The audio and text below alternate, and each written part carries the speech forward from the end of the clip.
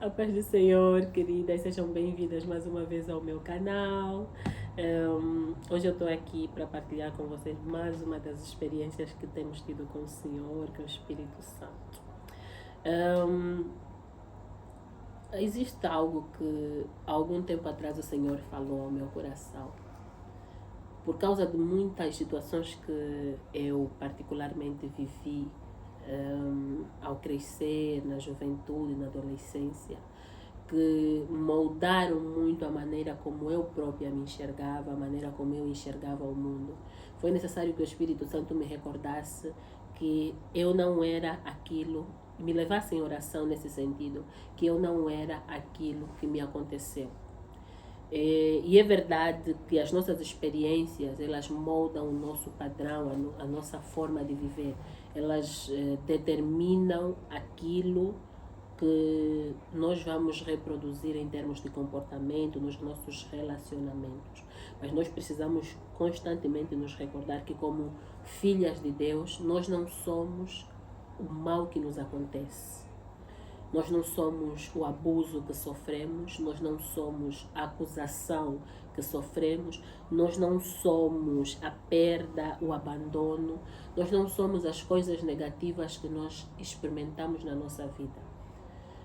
Nós viemos para esse mundo e o próprio Cristo diz que no mundo teríamos aflições, mas Ele manda que nós tenhamos bom ânimo, porque de facto Ele venceu o mundo.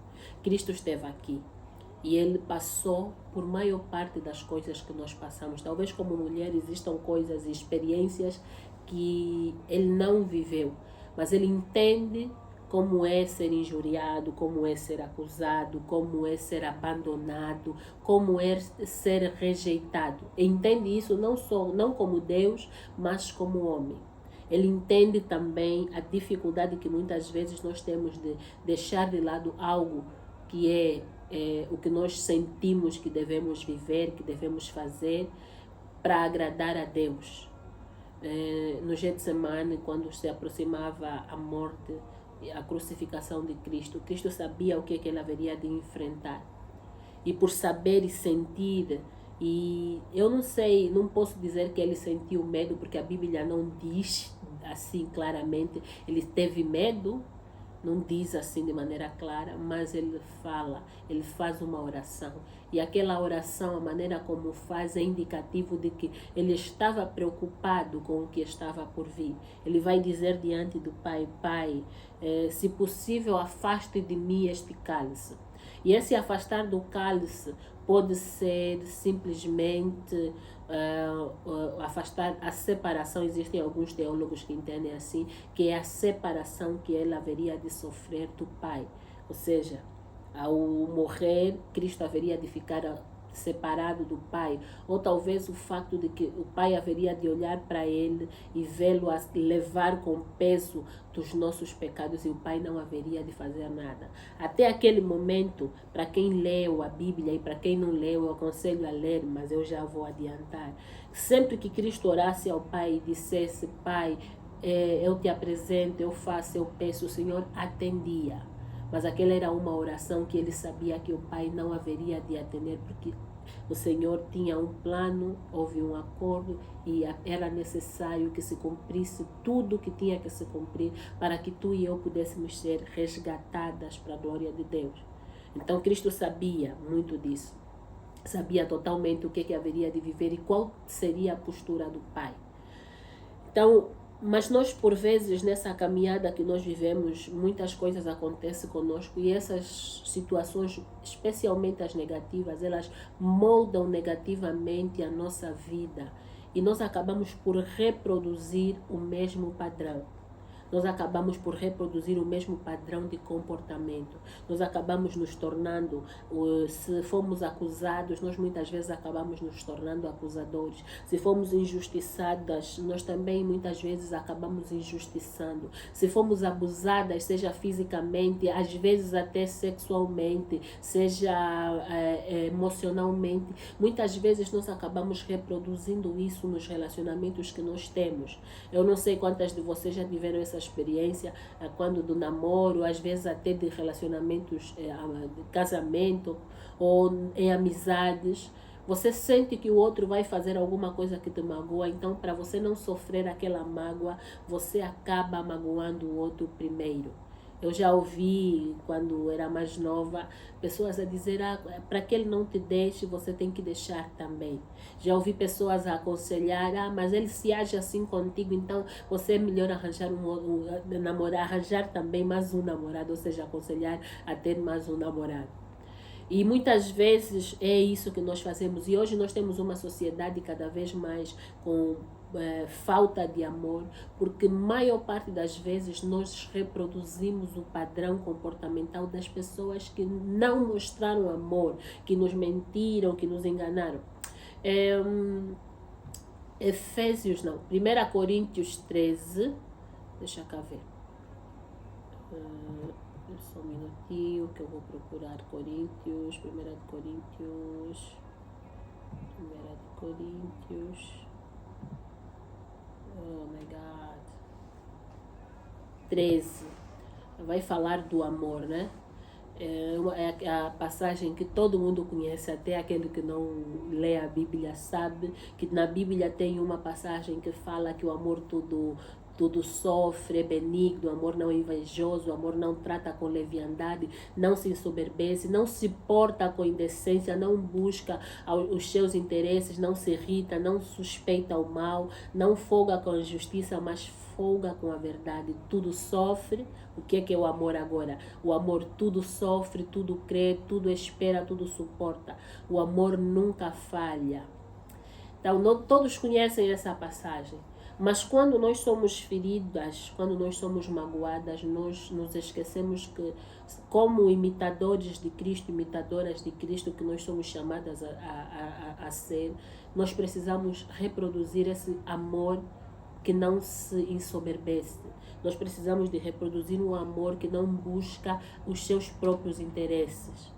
E às vezes é difícil, porque pessoas nos magoaram e nós queremos nos proteger. A nossa carnalidade, a nossa maneira natural de reagir vai nos levar para um lugar onde nós somos forçadas, não digo chamadas, empurradas a nos protegermos, porque muitas vezes quem nos magoa são pessoas que deveriam nos proteger, quem nos magoa são pessoas que deveriam nos amar.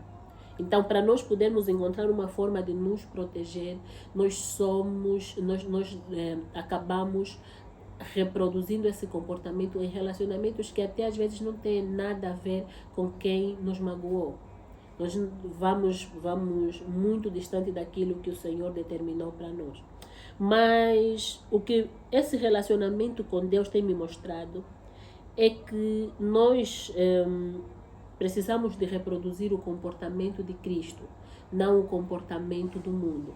Aqui em Efésios 5, o número 1 vai dizer: sede, pois, imitadores de Deus como filhos amados, e andai em amor, como também Cristo vos amou, e se entregou a si mesmo por nós em oferta e sacrifício a Deus em cheiro suave. Depois ele vai dar, até o 20, ele vai dar normas de condutas. Depois do 20, ele começa a falar para o homem e para a mulher. Manda que um se submeta ao outro. E o amor de Cristo, ele é mais ou menos dessa forma. Ele nos chama a sermos submissos uns aos outros. Chama o homem a se submeter, a mulher a se submeter ao homem. E o homem, na maneira de servir como Cristo amou a igreja, a colocar também a mulher antes do próprio bem-estar. É amar a Cristo como, amar o próximo como a nós mesmos, mas é buscar não os interesses próprios, mas buscar os interesses que sirvam a Deus através da maneira como nós tratamos a vida dessas pessoas. E nós, conhecendo a história de Cristo, nós vamos ver que no processo de vida de Cristo, Cristo foi acusado, injuriado, agredido, mas em momento nenhum o amor deixou de emanar dele. Na cruz, Enquanto Cristo passava por todo aquele processo, ele era açoitado, ele era acusado, davam-lhe vinagre, quando ele pedia água, ele sofreu tudo quanto nós sabemos que Cristo sofreu na cruz. Ele ainda tirou tempo para orar, olhar primeiro para o ladrão, os ladrões que estavam ao lado dele, e aquele que se disponibilizou a adorá-lo e reconheceu a grandeza dele, foi salvo. Ainda teve tempo de salvar uma alma. E não só olhou para o ladrão, os ladrões, mas olhou também para Maria e ainda se preocupou com Maria naquela cruz. Depois, à medida que eu fui crescendo, eu cresci na igreja católica com catequeses e sempre ouvi muito sobre essa passagem. E sempre me intrigou como é que Jesus, sempre me chamou a atenção, como é que Jesus, que estava ali a ser acusado, a ser espancado, ainda tirou tempo para pensar naqueles que estavam a fazer mal a ele.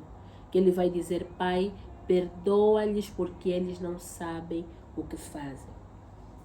É uma coisa muito... Se nós pararmos para pensar, é uma coisa muito profunda. E hoje, a palavra vai dizer que com o avançar do tempo e o aproximar da vinda de Cristo, o amor haveria de se esfriar. Mas nós precisamos de nos posicionar de maneiras a que nós sejamos o remanescente de Deus. Existe um grupo de pessoas que o Senhor chamou para ser diferentes nessa época. Então, se você vê à sua volta pessoas que agem sem amor, pessoas que se ensoberbecem, se envaidecem, buscam os seus próprios interesses, esposas que não honram os seus esposos, não se submetem, esposo que não se submete amando a esposa como Cristo amou a igreja. Você na tua própria casa, você precisa ser diferente. Você precisa intencionalmente ter uma postura completamente diferente daquela que o mundo tem. Então, mais uma vez, 2025 começou, estamos em janeiro, é tempo de novas experiências, é tempo de nós estabelecermos um padrão diferente para a nossa vida. Se nós dissemos que nós somos filhas de Deus, se nós dissemos que nós somos cristãs, nós precisamos de, como fala em Efésios, ser imitadores de Cristo. Senão nós não somos nada mais do que hipócritas. E eu não quero ser uma hipócrita, eu tenho a certeza que você não quer ser uma hipócrita. Então o meu convite para hoje é que nós possamos pedir ao Senhor que nos capacite a amar um amor que muda o mundo. Aonde você estiver, na tua casa, seja você aquela que, quando há injúria, você ama. Quando há acusação, você ama. Ama conforme a palavra fala em Efésios 13. 1 Coríntios 13. Ama conforme a palavra orienta em Efésios, com aquelas normas de conduta. Ama conforme o Senhor for conduzir para fazer isso. Significa que muitas vezes você vai ter que orar por aqueles que te magoam. Conforme fala estamos em quê? Mateus 5, 43 a 47. Ele vai dizer: ouviste o que foi dito, amarás o teu próximo e odiarás o teu inimigo. Eu, porém, vos digo, amai os vossos inimigos e orai pelos que vos perseguem, para que vos torneis filhos do vosso Pai, que está nos céus, pois que ele faz raiar o seu sol sobre os maus e sobre os bons, e derrama chuva sobre os justos e os injustos. Porque se amardes os que vos amam, que recompensa tendes? Não fazem os publicanos igualmente assim? E se saudardes somente os vossos irmãos, que fazeis de notável? Não agem os gentios também dessa maneira? Assim, sendo vós perfeitos, como perfeito é o vosso Pai que está nos céus. Então, esse é o que o Senhor nos chama para fazer. Eu clamo nesse momento para que o Senhor venha realmente produzir em nós a disposição de coração necessária para fazermos isso na nossa vida e nós sermos diferentes daquele que é o padrão que o mundo estabeleceu para hoje, aonde se te prejudicam, você deve prejudicar também. Se te roubam, você deve, para se proteger, roubar também. Como cristãos, não é essa a postura que o Senhor nos chama para reproduzir. Amém?